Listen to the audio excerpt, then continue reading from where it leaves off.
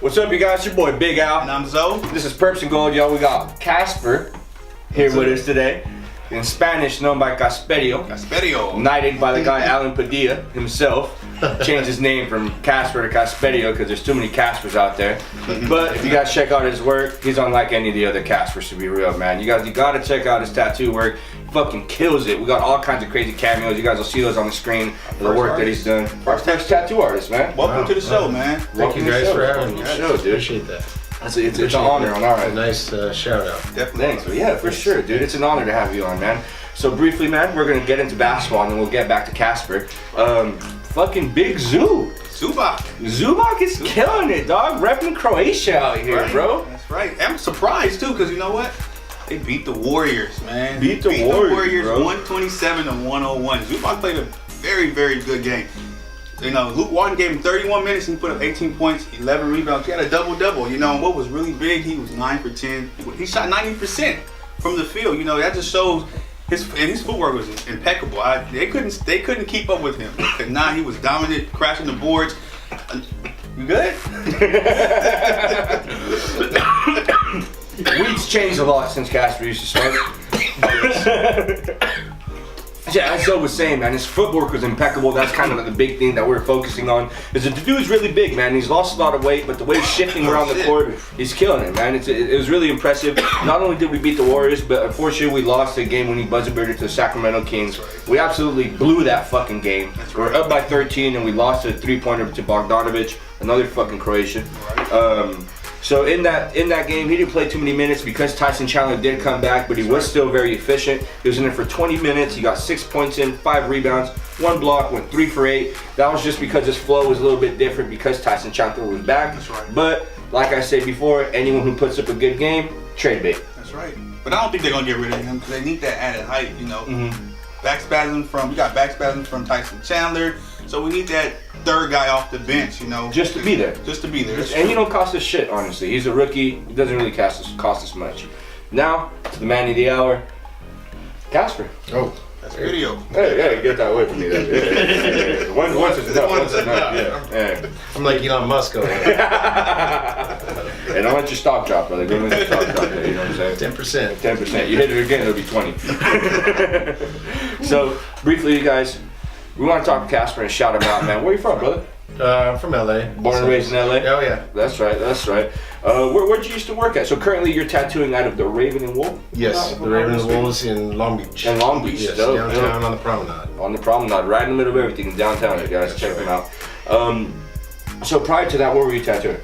I used to have, my own spot. It was, I was technically the manager of the place, but I had my own shop for the past 11 years in Huntington Beach. And before that, I worked in Venice Beach, all over LA. Shout out Venice. Yeah, Venice Beach, Boardwalk, Hollywood, a number of different shops all over LA. Awesome. So 11 years, man. So prior to that, also in Venice, sounds like you have a lot of history, you know, tattooing. When did you start, dude? Man, I did this one on my hand when I was like 12 or 13 years old, so if you want to count it from then till now. That's at 12, Who the fuck thinks about tattooing? The funny story on that is there was an old veterano that lived down the street from me, this older Chola guy. He always used to fuck with me all the time, right? Because, you know, I was young and he always like, tell you something stupid, like, you know, if your hand's bigger than your face, you got cancer. I was a kid. Classic. Anything that he could do to fuck with you and laugh at you, that's what he was all about. So he told me, you know, one day how to tattoo, and I didn't believe him. I was like, he's like, yeah, you go and get one of your grandma's sewing needles, you wrap thread around it, you leave a little bit of the end, just, you know, open like that. Go over there to the stationery store, get some of that Higgins India ink, and you dip it in there, and you just poke. And I was like, hey, tattoo tattoo yourself right there. You got a recipe. And I didn't believe him, some more out there. Yeah. No, I just gave away all the secrets. Genies out of the bottle. But I went and did it, and I started poking away at my hand. And did it hurt? No, not really. I mean, I was just kind of your own adrenaline. Yeah. Like, oh wow, what am I doing? You know, I'm in the bathroom. I've got the door locked. My grandma thinks I'm taking a shit. I'm over here tattooing myself. And all right, let's see if he's I know he's fucking with me. I go and try to wash it off, and oh shit, it doesn't come off. Oh shit, dude. So from there on out, every job interview that I had, I always had to go in with my hand, you know, like that. That's proper posture, by the way. hand tattoos, you know, and so, you know, from there I didn't really, you know, I didn't really pursue it until I was say 16 or so, and then that's when I got a hold of it. What the fuck, dude? Wait, 17, somewhere around there. You went from tattooing yourself at first when you were 12. Oh, like 13. 13 to like, you know what? I'm just gonna roll with it. Fuck it. Yeah, I mean, no, I didn't really take it serious. I didn't, well, you know, when I started first working, I started working at all these odd jobs, all these different, you know, 1 week I'm doing this, 1 week I'm doing that. And I didn't really like, I'm gonna go ahead and pass it. Oh, shit. That's all good. Don't worry about it. Fellow. So yeah, I just, you know, I got tired of taking orders from people and working all these. So I started tattooing out of the garage, and it's not the greatest way to start, man. Yeah, I know. yeah. You know, here and there, just on friends. I didn't really do it to try to make money. I just, my going rate was like $20 in a 12-pack. Damn. You know, I was like, bring $20 a 12-pack, I'll tattoo you all night. You I know, wish I was there for whatever. that. A little homemade machine, and you know, from there I got a hold of a professional machine, and then I started going around asking for a job. And back then, all the shops, there was only a handful of shops in LA. They wouldn't let me in. If I'm not mistaken, I had watched a documentary. At some point, tattooing was illegal.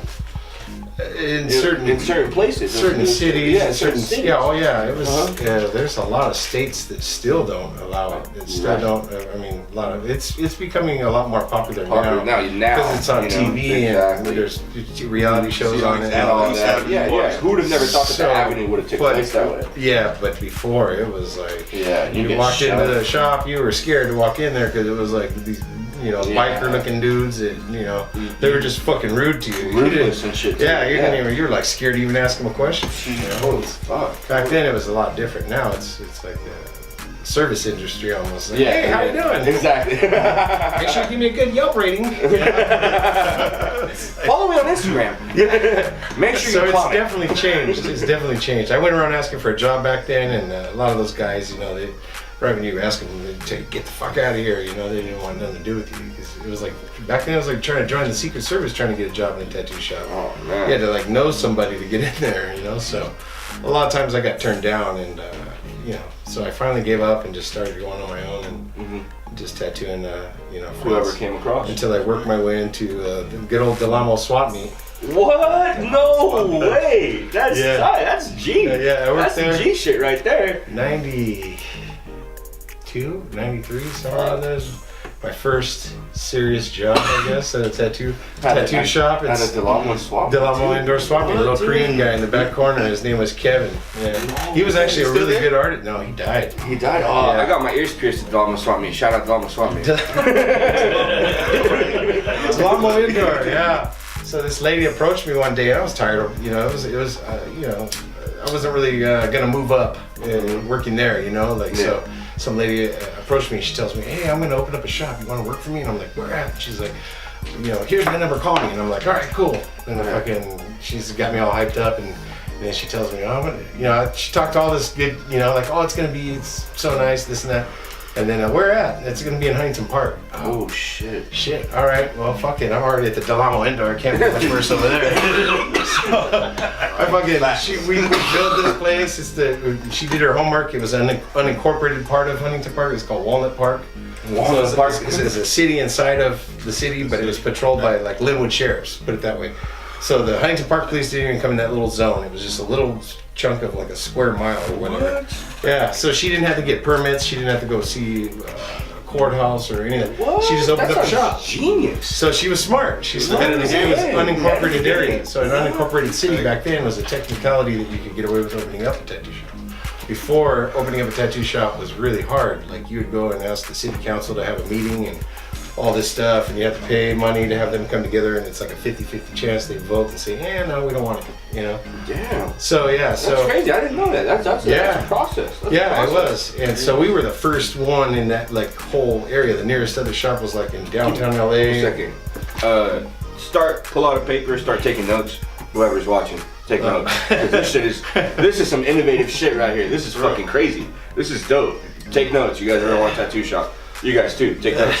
All right. So anyhow, yeah, it was like a little hole in the wall in the ghetto, man. It was really like not that great of a shop, but to us it was everything. So it was me and then she hired this guy one day. He comes in and he starts painting on the wall, and I'm like, hey, what are you painting, man? And he's like, oh, I'm just gonna paint a mural. I'm like, oh, great, I just painted this place, man. This guy's gonna fuck up the wall, you know? Yeah. And then I was like, hey, bro, before you go any further, man, here's a fucking paper and pencil. Why don't you show me what you're gonna do? And he draws it out real fast, and it's fucking amazing. I'm like, holy shit, dude. You draw better than me, man. Go for it, Holmes. And, What was it? What was it, by the It way? was a badass mural, but it was like, he did it with acrylic paints and paintbrush, but it was a dude tattooing another guy on the top of his head, and he's like, making a face. Oh, shit. Super That fucking sounds dope. badass. Then he did like graffiti letters, and the name of the shop was called Body and Mind. Body and mind. Body and Mind, Body yes. and mind. That's the name. She picked that name. I wasn't down with it, but you know, fuck Fuck it. it. We went with it. It The worked. mural was sick.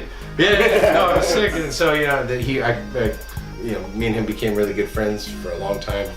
And from there, fucking Alan came aboard right after I left. Right after I left, Alan came on. Come on, Adam, let the people know here. A lot of Just show a little. a lot of other really big names, Franco Vescovi, a lot of other big names Yeah, that's crazy. came through that shop. So it was like a legendary starting place for all of us. Everybody that's, you know, a lot of Tattoo people. history, dude. Yeah, a lot of history people. right And then there. from there, yeah, me and her didn't get along too well. She ended up calling the cops on me, and I got arrested, all kinds of shit. Yeah. shit. I had warrants. I had some warrants, but yeah. I'm But from there, yeah, I bounced around all over LA, and then ended up eventually meeting up with Alan again at another shop we worked at in Linwood. And that was another one that was in the hood. That was a pretty hood ass shop. It was and fun. It was a lot of fun, a lot of good times. Chewy Quintanar worked there. Chewy. The guy that I was referring to earlier, his name is Pint, and he's really well known. Pint, that's a sick Pint, ass that's name. his nickname. Yeah. That's dope. He has he can draw, man. He actually taught a lot of us, everybody that's ever worked with him, really, his little techniques just working with him, we learned from him, you know. That's awesome, And, dude. yeah, so That's crazy. we all started like just growing and expanding, and you know, he got a job all the way up in Moreno Valley. When I first got out of jail after I got arrested, I didn't have a job. I was like, Yeah. he's like, I'll get you a job out here. All right, fuck it. I'm driving all the way from LA all the way to Moreno Valley working out there. Yeah, shit. that's how it was back then. There wasn't that many shops. 2.5, 3 hours. There wasn't that many shops, so like I didn't really have no connections. I didn't know anybody, and then one of the other guys that came aboard after he left, me and him worked together for a little bit. He ended up getting me a job in Venice Beach, Okay. and then from there, that's when I went to Venice down there for And then 8-9 years. 8-9 years, Yeah, but something like going that. up and down the boardwalk. Yeah, all over the boardwalk. All over the boardwalk. That was probably the best times of my career because there was so much crazy shit going Venice on is fucking nuts. every day. Shout out to Every day. Venice, bro. Real shit. I've been out there for about 8 months, 7 months now. Oh, bro, really? And fucking crazy life experience, dude. Crazy as shit. It's wild. Every day is a jungle, bro. wild. I've never It's seen wild out I've there, never man. seen more of a jungle than Venice, personally. Like just putting myself in that setting that quick, everything just like my whole life just fucking. Yeah, shit gets real This shit quick. started rolling real fast. Like Yeah. once all that happened, it's been amazing, dog. It's been a Yeah. crazy experience, dude. Quickly, gonna get back to Kyle Kuzma. Yeah. Just a little basketball real quick. No problem. No problem. Do you hoop? Ball basketball? Have you ever played basketball? Me? Yeah. You know, I wasn't very good at it. Even though Yeah. I'm tall, I played Yeah. ice hockey when I was a kid. That's Oh about the only sport I really. Damn, you're a big little I fucker. got Like into that, that. Yeah, I mean, I was a kid. I only played like from the age of like 6 to 12 or something. Oh, okay. Yeah. Okay. Were you bigger when you were younger too? Yeah, I was pretty tall and thin. You know, Yeah. I gained a lot of weight over the years. The As you beer? get old, yeah. Beers, liquor. Eating wrong, you know. All Oh, that shit. Yeah. So briefly, Kyle Kuzma's been stepping it up, man. He's been fucking killing it, dog. Big fan of that shit. And the first game against the Warriors that they won, he put up 31 minutes, 19 points, 6 rebounds and assists, 2 out of 6 from the 3-point line. He killed it back there. It was a W, and he was definitely the aggressor when it came to the notion of, you know what, we're playing the Warriors on Christmas night, bro. We're gonna put them down. True. You know what I'm saying? True. Game against Sacramento, he really stepped it up with no LeBron, with no Rondo. None of the veterans were there, but he stepped it up. Even though they took the loss, what I really saw that really impressed me was he wanted the ball. He wanted the ball. It was In clutch time, too. In clutch time. But, he made a pivotal mistake by fouling, Jackson or whatever. But, it's okay, I see him, like I said earlier in the show, with LeBron's out, who's gonna step it up? And Kuzma's really stepped it up. He's really doing that. Because LeBron's out, we're starting to see, who's gonna have the ball in other situations. You saw the way Lonzo Ball, he almost put up a triple double. He was 1 rebound short, and that only happened because LeBron James was not in the game. they had different type of momentum going through the ball. The ball was being pushed around a lot more. LeBron likes to hold the ball sometimes. He puts it in patrol, but the way Lonzo does it, it's a lot faster. His court vision was crazy against Sacramento. It was. He showed when LeBron's not on the court what he can do. What he can do. I liked it. Another person who really stepped it up too, who I was a big fan of defensively on the other side of the ball, James not being there, is Josh Hart.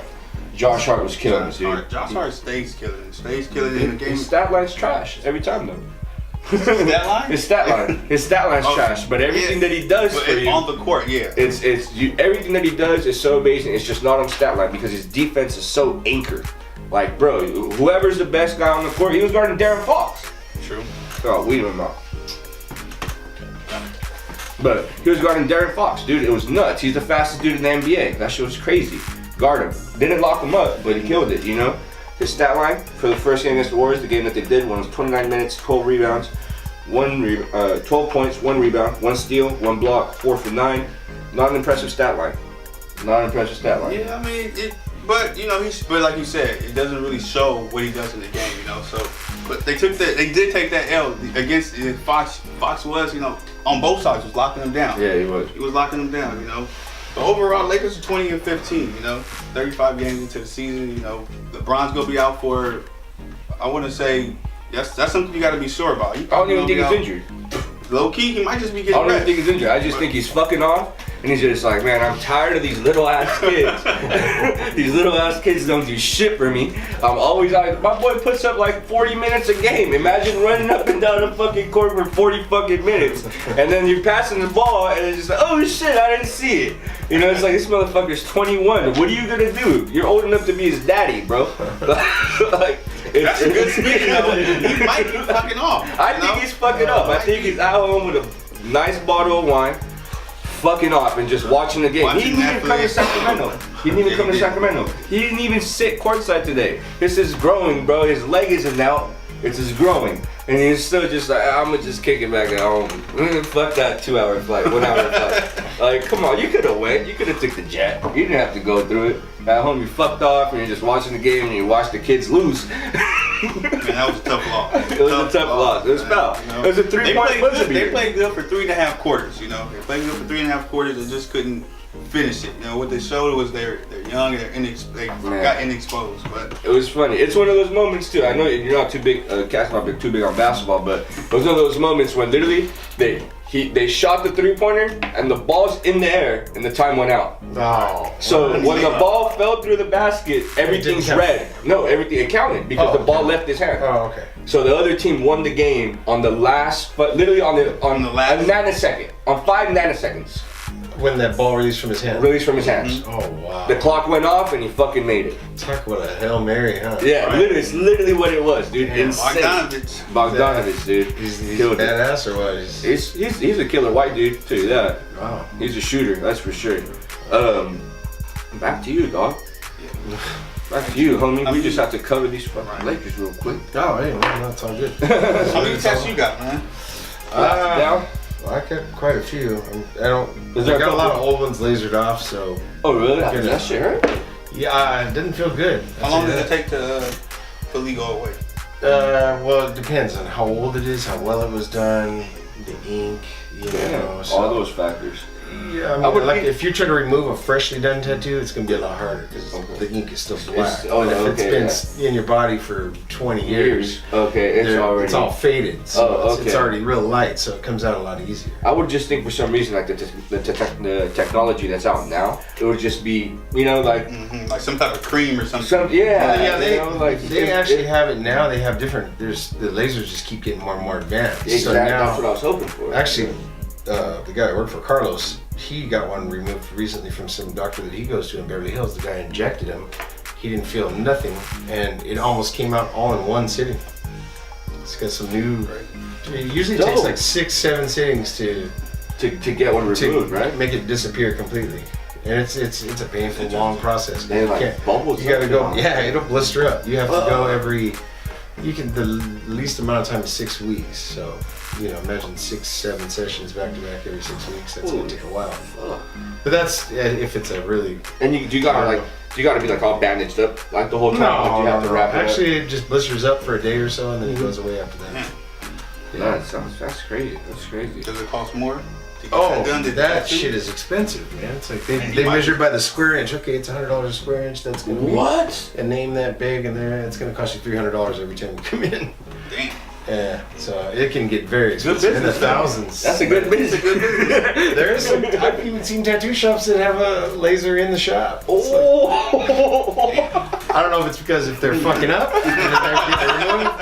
Probably not, because I'm sure that wouldn't last. That's a new But I'm process. pretty sure it's like, all right, well, that tattoo's too janky. I can't cover that, man. You got to go there to my wife over there in the corner and let her remove it first. Damn. Pay her some money, get it removed, and then come back when it's healed, and I'll tattoo over it.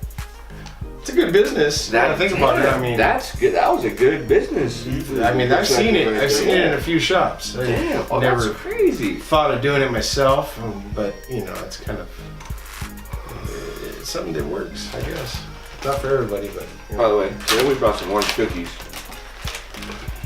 These are beautiful. I just want to mention that real quick. Yeah, this smells pretty good. It's really nice. Those are from my farms. No one else's farms. Damn, dude, that's crazy. That's a pretty crazy business when you put that together. Yeah, Nuts, man. I don't recommend it if you don't have to. You know, Yeah. it's very painful. But I've had a few lasered off, and then I'm gonna get those eventually new projects New projects over to there. get done. So Okay, yeah, that's I mean, just- like my arms are done, one of my legs is done. Oh, so you had a couple. My chest, my ribs. Yeah.